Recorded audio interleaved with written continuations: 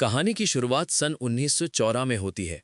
एक नौजवान जो पिछले युद्ध में लड़ चुका है, अब दुनिया से दूर एक शांत जगह की तलाश में है। उसे एक मौसम विभाग में नौकरी मिल जाती है। काम है दक्षिण अटलांटिक महासागर के एक सुनसान टापू पर बने लाइट हाउस पर जाकर मौसम का डेटा रिकॉर्ड करना। उसे बताया जाता है कि हर साल एक जहाज आता है जो उसे साल भर का राशन और जरूरी सामान देकर चला जाता है। बस फिर अगले साल तक वो उस टापू पर अकेला। हमारा नायक, जिसका नाम फ्रेंड है, इस ऑफर को खुशी खुशी स्वीकार कर लेता है। वो सोचता है यही तो मौका है खुद से और अपने अतीत से दूर जाने का। वो जहाज पर सवार होकर उस टापू की तरफ रवाना हो जाता है। जैसे ही वो टापू के पास पहुंचता है, उसे लाइट हाउस दिखाई देता है। सब कुछ सामान्य लग रहा था, लेकिन जैसे ही वो किनारे पर उतरता है, उसे महसूस होता है कि कुछ गड़बड़ है।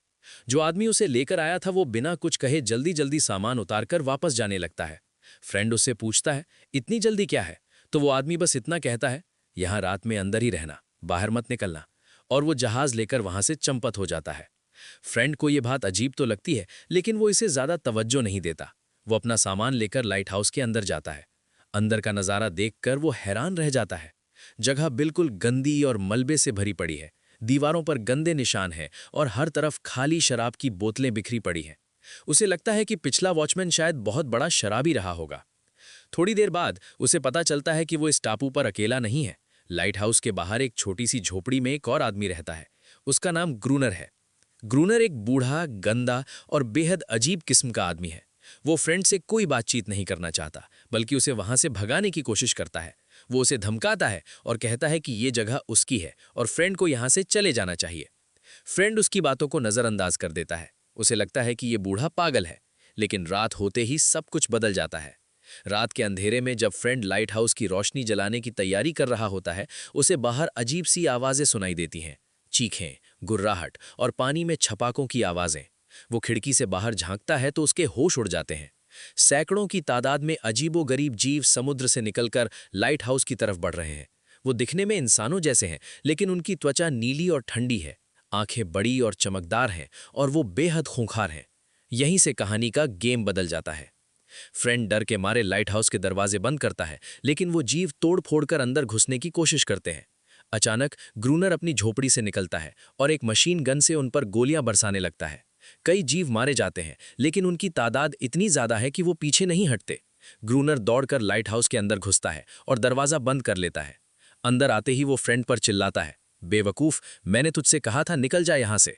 अब देख, ये लोग हमें जिंदा नहीं छोड़ेंगे। फ्रेंड की समझ में कुछ नहीं आ रहा। वो पूछता है, ये क्या है? ग्रूनर जवाब देता है, ये हैं इस टापू के असली मालिक और हम उनकी जमीन पर बिना बुलाए मेहमान। पूरी रात वो दोनों लाइट हाउस के अंदर दुबके रहते हैं, जबकि बाहर वो जीव दीवारों पर हमले करते रहते हैं। सुबह होते ही वो सब समुद्र में वापस गायब हो जाते हैं। अगली सुबह फ्रेंड ग्रूनर के पीछे पीछे उसकी झोपड़ी में जाता है। वहां उसे एक और राज का पता चलता है। ग्रूनर ने उन्हीं जीवों में से एक को पकड़ रखा है। वो एक मादा है जिसे ग्रूनर ने एक तरह से अपना गुलाम बना रखा है। वो उसे जंजीरों से बांधे रखता है, उसे खाना खिलाता है और उससे जबरदस्ती अपनी हरकतें करवाता है। फ्रेंड ये देखकर हैरान और सहमा हुआ है। वो उस मादा जीव की आंखों में इंसानी दर्द और डर देखता है।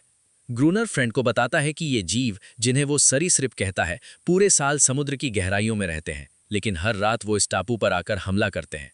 उसका कहना था कि वो इंसानों से नफरत करते हैं क्योंकि इंसानों ने उनके टापू पर कब्जा कर लिया है। लेकिन फ्रेंड को ग्रूनर की बातों पर यकीन नहीं होता। वो उस मादा जीव में सिर्फ एक जानवर नहीं, बल्कि एक संवेदनशील प्राणी देखता है। वो उसे एनेरिस नाम देता है, जो उसकी एक कविता में आता है। धीरे धीरे फ्रेंड और एनेरिस के बीच एक अजीब सा रिश्ता बनने लगता है। वो उसे खाना देता है, उससे बातें करता है और एक दिन वो उसकी जंजीरें खोल देता है।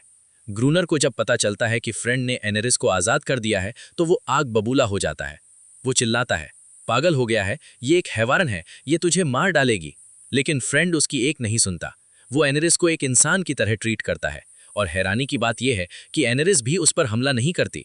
वो उसके साथ वक्त बिताती है, समुद्र के किनारे बैठती है और उसकी बातें सुनती है।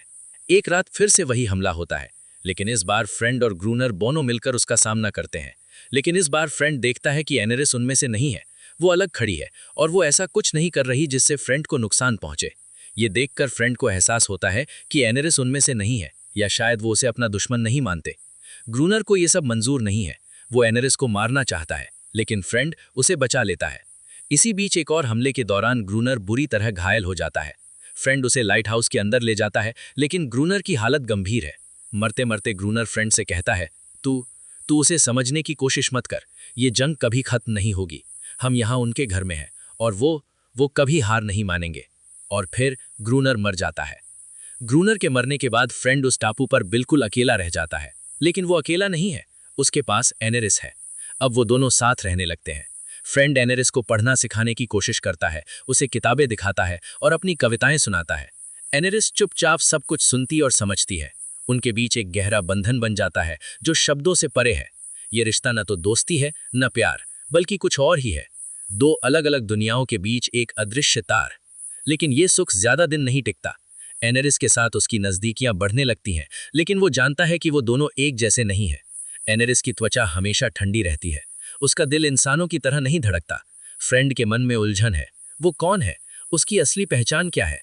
एक रात फिर से वो जीव हमला करते हैं, लेकिन इस बार उनकी तादाद पहले से कहीं ज्यादा है। ऐसा लगता है मानो पूरा समुद्र ही उनके खिलाफ उठ खड़ा हुआ हो। फ्रेंड अकेला उनका सामना करने की तैयारी करता है। वो लाइट हाउस की रोशनी तेज कर देता है, जिससे वो जीव भड़क जाते हैं। अब आता है सबसे डेंजरस मोमेंट। हमले के बीच में एनेरिस अचानक बदल जाती है। उसकी आंखों में वो नरमी नहीं रहती, बल्कि एक जंगली चमक आ जाती है। वो अपने ही लोगों के साथ मिलकर लाइट हाउस पर हमला करना शुरू कर देती है। फ्रेंड हैरान और सहमा हुआ है, उसे समझ नहीं आ रहा कि ये क्या हो रहा है। जिस पर उसने सबसे ज्यादा भरोसा किया वही उसकी दुश्मन बन गई। फ्रेंड मुश्किल से उनका सामना करता है, वो गोलियां चलाता है, लेकिन उनकी तादाद के आगे वो बेबस है।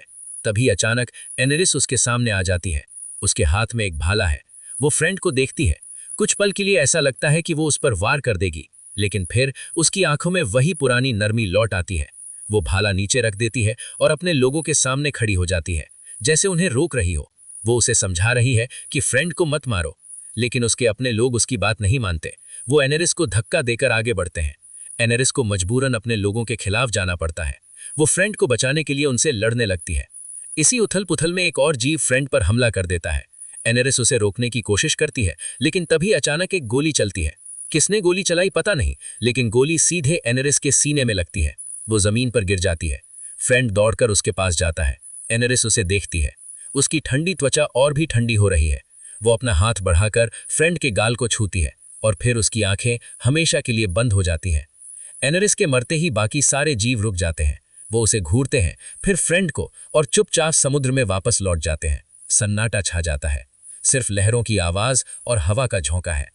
अगली सुबह फ्रेंड एनेरिस का शव लेकर समुद्र के किनारे जाता है। वो उसे एक चट्टान पर लिटा देता है, जहां वो दोनों अक्सर बैठा करते थे। वो उसके बालों को सहलाता है और उसे आखिरी बार देखता है।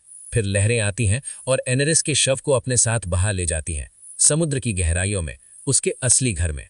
फ्रेंड अकेला रह जाता है। अब वो लाइट हाउस पर वापस जाता है, लेकिन वो जगह अब उसे बंधन जैसी लगती है। वो ग्रूनर की झोपड़ी में जाता है, एनेरिस की जंजीरों को देखता है और उसे एहसास होता है कि आखिर ग्रूनर क्यों पागल हो गया था। ये अकेलापन, ये डर और ये अजीबोगरीब रिश्ते इंसान को अंदर से खोखला कर देते हैं। कुछ महीनों बाद वही जहाज वापस आता है जो उसे लेकर आया था। इस बार वो नया वॉचमैन लेकर आया है। फ्रेंड अपना सामान लेकर जहाज पर चढ़ने को तैयार हो जाता है। नया वॉचमैन उत्सुकता से पूछता है, यहाँ कैसा रहा, कोई दिक्कत तो नहीं हुई? फ्रेंड उसे देखता है और कुछ नहीं बोलता। वो सिर्फ इतना कहता है, रात में अंदर ही रहना, बाहर मत निकलना। और फिर वो जहाज लेकर उस टापू से हमेशा के लिए दूर चला जाता है। जहाज दूर जा रहा है और फ्रेंड पीछे मुड़कर टापू को देखता है। उसे लगता है जैसे किसी चट्टान पर कोई खड़ा है, एक नीली आकृति जो उसे ही देख रही है। शायद एनेरिस की याद, या शायद उसका भ्रम, या शायद कोई और। लेकिन वो जानता है कि वो टापू उसे तभी नहीं भूलेगा। उसने वहां न सिर्फ एक जंग लड़ी, बल्कि एक ऐसा रिश्ता भी पाया जो इंसान और हैवान की परिभाषा से परे था। तो दोस्तों, कैसी लगी आपको ये रहस्य और दर्द से भरी कहानी? अगर अच्छी लगी हो तो लाइक और शेयर जरूर करें। ऐसी ही और रोमांचक कहानियों के लिए चैनल को सब्सक्राइब करना न भूलें। अगली वीडियो में जल्द मिलते हैं, तब तक के लिए जय हिंद।